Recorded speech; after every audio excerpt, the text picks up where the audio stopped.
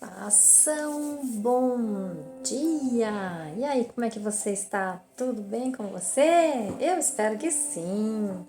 Louvado seja Deus por estarmos aqui mais um momento, né? Falando um pouquinho com vocês e agradecendo ao nosso Pai maravilhoso que nos concedeu mais esse dia para que pudéssemos conhecer Sua palavra e levar Sua palavra. Eu dou glória a Deus, gente, por cada dia que eu amanheço, eu falo obrigado, Senhor, que hoje eu tenho mais uma oportunidade de estar levando a palavra, de estar vivendo a Sua palavra, de estar pedindo sabedoria a Ti, Pai, para que eu possa cada vez mais instruir, viver a Sua palavra e também ensinar a outras pessoas, a libertar as pessoas, a ter uma visão da realidade, do que aconteceu, do que acontece, né, do que vai acontecer ainda, do que aconteceu no passado. Essa Bíblia, gente, a Bíblia é maravilhosa, ela é um manual de instrução para a vida aqui na Terra. Não deixe de ler a Bíblia, não deixe, porque ela te faz abrir os olhos e te faz afastar do inimigo e te faz você ficar mais próximo de Deus e ter intimidade com Ele e futuramente vivermos, né? Quando a eternidade chegar, futuramente vivermos junto com Cristo e o nosso Deus Todo-Poderoso, que é o que eu mais desejo e eu espero que você também. Mas para isso nós temos que anunciar. E se você não tem coragem aí de estar fazendo um vídeo, de estar falando, então vai ali nesse vídeo se você estiver gostando e se inscreva no canal, compartilha para mais pessoas, porque assim você está, é uma forma de você estar levando a palavra para os outros sem você estar falando, percebe? E eu tenho repassado muito os vídeos que eu assisto, que são bons, eu repasso muito os vídeos que eu assisto, que me faz crescer, que me faz ser uma pessoa melhor, então eu também repasso para que outras pessoas também possam ser melhores, né? Se a gente viver melhor aqui na Terra, enquanto a eternidade não chega, né? Então vamos lá. Ontem, no vídeo de ontem, né? Então nós falávamos um pouco sobre a mulher, né? O resto dos filhos dela. E nós falávamos também quando o povo se desvia, né? Do verdadeiro Deus, dos ensinamentos do verdadeiro Deus. O povo sempre cai em ciladas, ele vai fazendo coisas erradas e vai sendo dominados, vai se tornando escravo novamente, né? E, e essa necessidade do povo em ter um Deus presente, ali visível, que eu possa pegar, né? Que eu possa palpar. Isso é um grande mal. Isso é um grande mal. Porque o nosso Deus, ele é. Então, quando a Moisés perguntou se no Egito o faraó perguntar quem é o Senhor, o que eu vou dizer? Eu sou o que sou, né? Eu sou o que sou. Eu sou a natureza, eu sou tudo que você vê, eu sou você. Né? Olha no seu espelho, você vê a imagem e semelhança de Deus, ou seja, Deus habita dentro de nós, por isso nós somos semelhantes a Ele. O Espírito Santo está aqui. Então eu sou o que sou. Não tem nada para você pegar e falar, isso aqui é meu Deus. Não, nada. Nada. Tá? Nenhum ídolo. E o povo se prostituía muito com ídolos. Por quê? Porque ídolos era o que as outras nações tinham. Por isso que ele fala que ídolos é a prostituição. Te leva à prostituição, te leva a coisas erradas, te leva a desviar do caminho do Deus da vida, te leva a sair de ser a esposa, a noiva, virgem de Cristo. Né? Aí você passa a ser prostituída, que você não é mais virgem, ou seja, você se prostituiu com outros ídolos, você traiu a confiança do nosso Deus. E isso, gente, isso é muito forte. A traição contra Deus é pecar contra o Espírito Santo. O nosso Deus, ele é todo poderoso. Ele está em todos os lugares. Onde você olhar, você vê Deus. Por quê? Porque ele é tudo aquilo que você vê que está ao seu redor. Olha para o céu, olha para as nuvens, olha para o chão, olha para a terra, olha para as plantas. Tudo revela nosso Deus. Não tem como buscar em outros lugares. Nenhum outro Deus faz isso pra gente, não faz. Então cuidado com a idolatria, estarmos adorando Deus de pedra, de barro, que não falam, não andam e não fazem nada. E é isso que o inimigo vem fazendo com a gente desde quando o inimigo quando o mundo é mundo, né? O inimigo está aí para fazer o quê? Para ir na contramão de Deus, te tirar. Ou ele é o quê? Anticristo.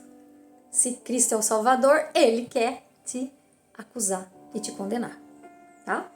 Então aqui, ó, e a história é cíclica, ou seja, lá no deserto, lembra? O povo fez um ídolo, uma besta, né?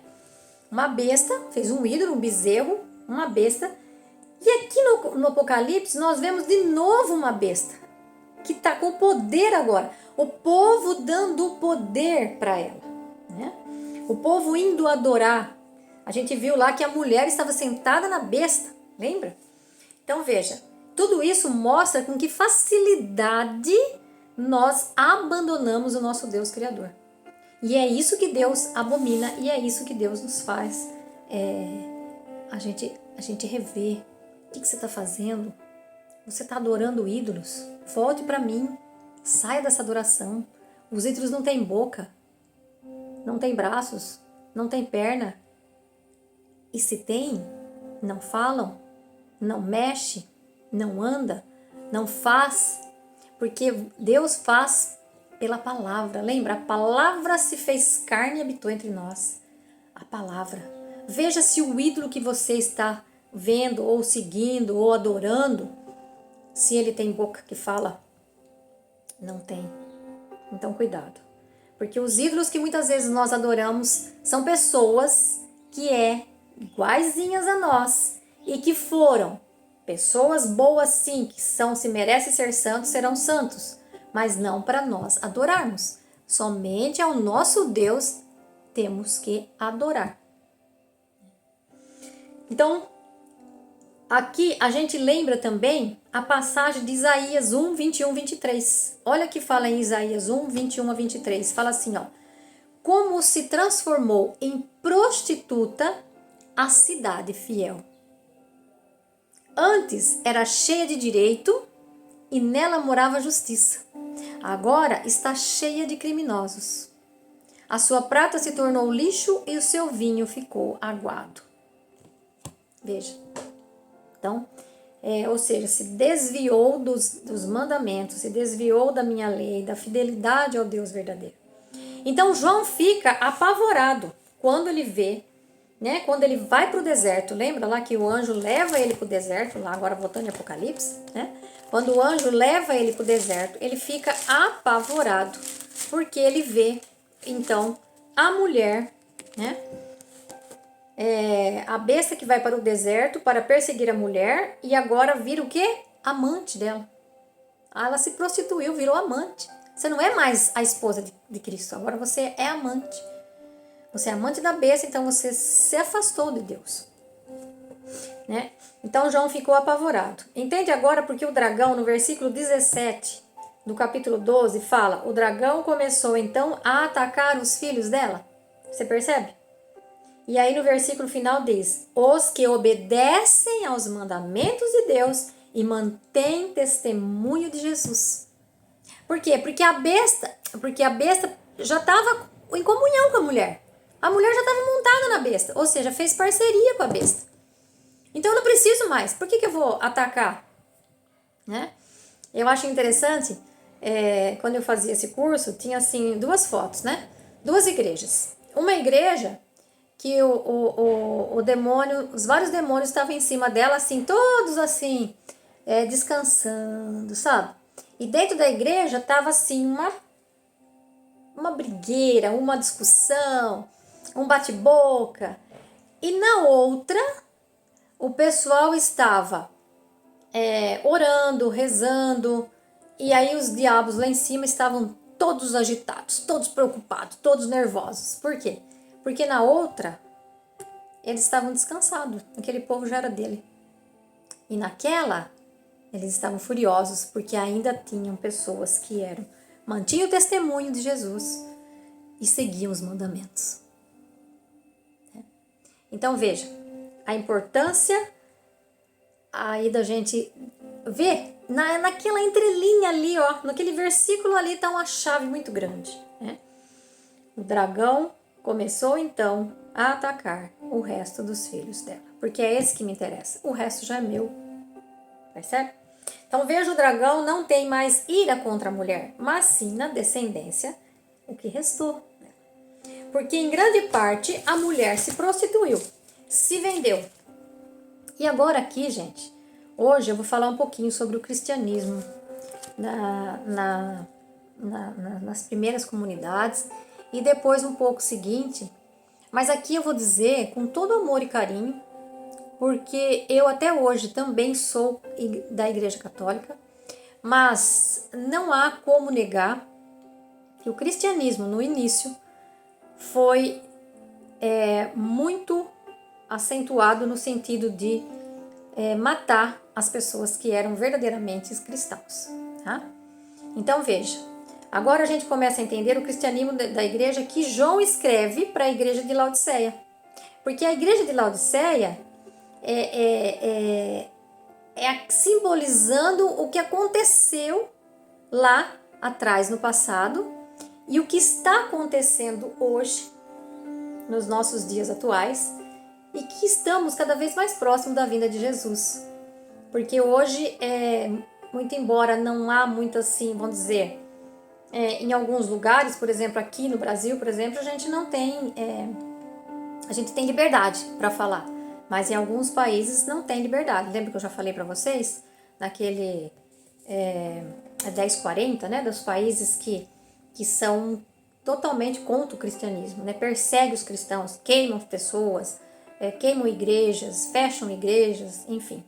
Então aqui agora começa a entender o cristianismo da igreja de João, quando ele descreve a Laodiceia. E aqui nós não estamos para acusar nenhuma igreja, nenhum CNPJ, né? Ou seja, nenhuma igreja. Porque quando a gente vai descobrindo e entendendo o Apocalipse, nosso primeiro pensamento de humano é acusar esse ou aquela denominação. Mas não é esse o nosso intuito, não é esse o meu intuito aqui de estar acusando ninguém. Mesmo porque, quando uma família, se o pai ou a mãe não está bem, toda a família sofre. Se os filhos estão com problema, toda a família sofre. Então a gente percebe que nós somos uma grande família em Deus. E se somos uma grande família em Deus, então se uma denominação ou outra denominação está fazendo coisas erradas, isso nos dói, isso nos afeta, isso nos deixa também. O problema deles é o meu problema também. Então, quanto mais eu anuncio, quanto mais eu falo a verdade, mais a gente vai agregando pessoas para que as pessoas também possam ver melhor, né? Abrir os olhos, passar a enxergar de fato, né? E a gente fazer aí a caminho, né? Fazer uma verdadeira vida missionária aqui na Terra para que a gente possa um dia chegar na vida eterna, né? Então nós precisamos viver, cada um vivendo aquilo que Cristo nos ensinou, para que a gente seja exemplo e testemunho para os outros, né? Mas o Apocalipse, ele nos ajuda a olhar com humildade, né? E nos fazermos filhos melhores, famílias melhores, é o que eu estava dizendo, né? Porque todos nós estamos indo para o mesmo destino rumo à eternidade. Lembrando que é no caminho que aprendemos a caminhar, a ser misericordioso, irmãos uns dos outros, e que quando um cai, termos a humildade de darmos a mão e ajudar a se levantar.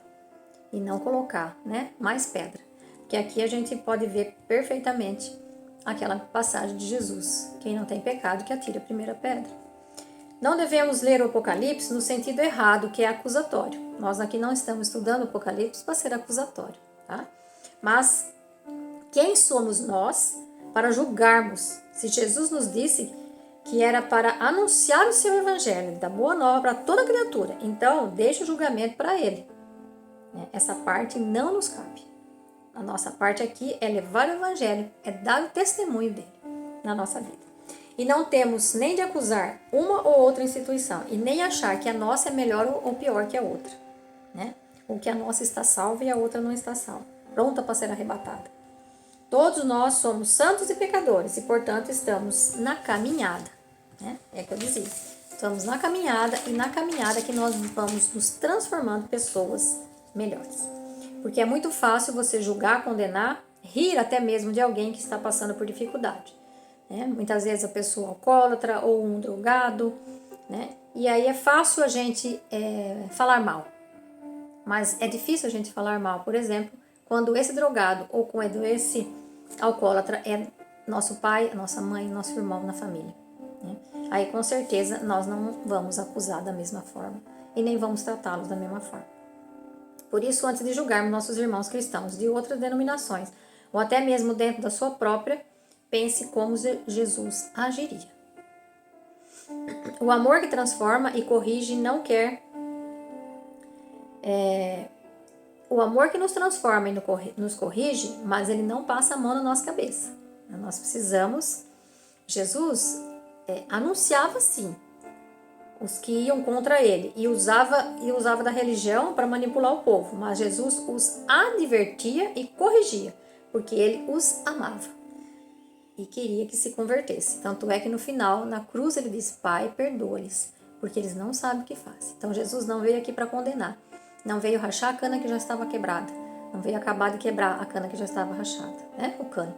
Então, nós precisamos ter a humildade de reconhecer, sim, os nossos erros, mas melhorar, fazer de tudo para a gente mudar, se transformar em pessoas melhores. Então, voltando aqui à questão que João, então, se admirava, né, com grande espanto, que como dizem Paulo aos Tessalonicenses, 2 Tessalonicenses 2,3 diz: Não se deixe enganar de nenhum modo. Primeiro deverá chegar a apostasia. O que é apostasia, gente? Lembrando aqui mais uma vez que a apostasia religiosa é a renúncia de uma religião ou crença, é abandono da fé, ou seja, é renegar a fé.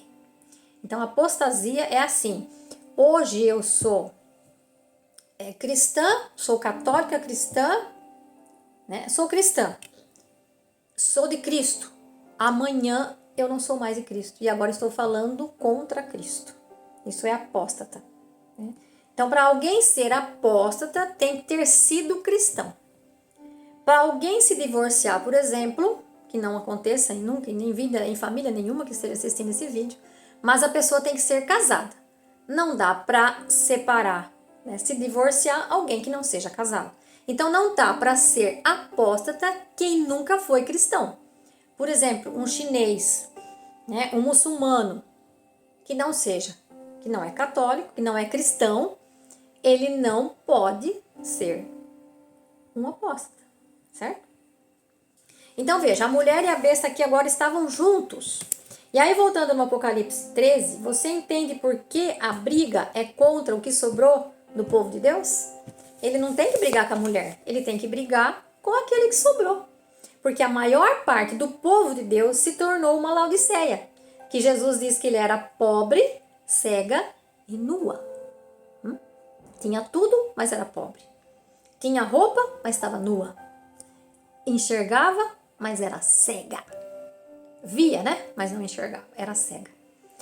E se corrompeu, ou seja, morno eu vomito.